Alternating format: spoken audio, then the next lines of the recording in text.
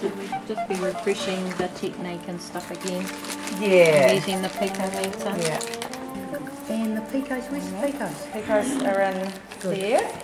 Most studies are just observational studies. People observe things and say, oh, this is a problem. In this study, we've taken the gold standard design. That is, we've intervened. We've said, there's lots of asthma in New Zealand.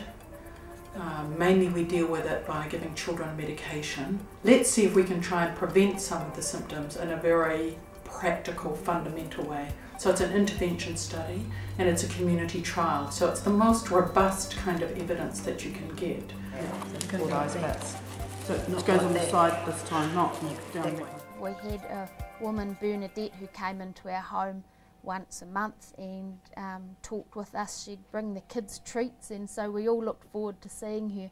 My role was to go to their homes and visit them. They have things to put on the wall in their rooms, and I had things to give to the children. They have a picometer. Yeah, the study was really good. Yvonne used to come in about every 2 months to see how I was going, and I had this mini blowing thing that took my temperature.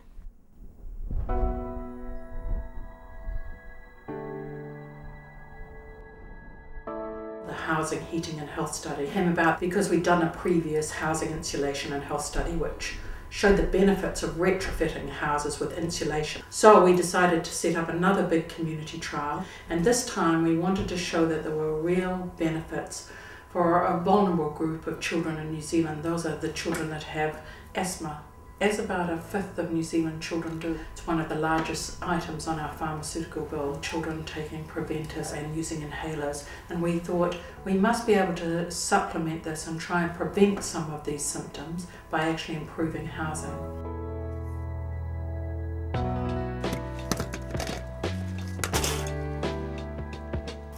So we decided to not just insulate homes, but we then, in the 409 families who helped us, we gave them a choice. We'll give you a sustainable heater that will raise the temperature in your house, and then we'll have a look to see if that improves respiratory symptoms of the children. So this family is obviously a family of 3, an ex-child and 2 others. And they're hoping that even the other members of the family will just tick a no every day, because we just didn't know last year whether it meant they didn't have a cold or they just didn't fill it in. Doing the forms that we had to do, that was a good process, because I had never realised how many days Rawene had taken off school, because when you have asthma in your house all the time, it's the norm. So you just go with the flow. If she needs to take a week off, then Kei te pai, she takes a week off. But doing the forms, it was a real eye-opener, and you could see the process.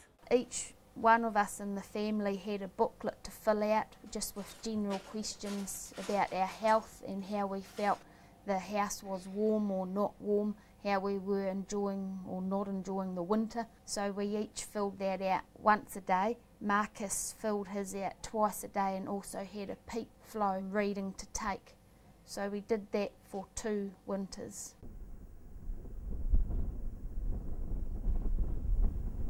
New Zealand's got an unusual climate. It's temperate, but it has very high rainfall. So this makes the temperature lower than you would expect for a temperate country. We have high relative humidity, and the combination of cold temperatures and high relative humidity means that our houses are actually designed for warmer temperatures than we live in. We were reliant on the night store heater, oil column heaters and fan heaters to keep the house warm, and without the proper insulation. So what we would do is at night, as soon as the kids were in bed, the heaters would be off and we'd be rugged up. We moved the TV into our bedroom and would watch it in bed to keep warm. It was really, really cold. It was freezing. I couldn't sleep in here. Winter, I had to sleep in my brother's room and he had to sleep in here. Some houses are so cold that the things that I put on the wall keep coming off because it can't stick. It was too cold. Some houses only have 1 heater and they move it from one room to the other. And that's what really shocked me, is the housing. Poor quality, the heating was no good. There was no insulation in some houses. Yeah, I come home sometimes feeling sick, looking, going into houses and see children so cold out there.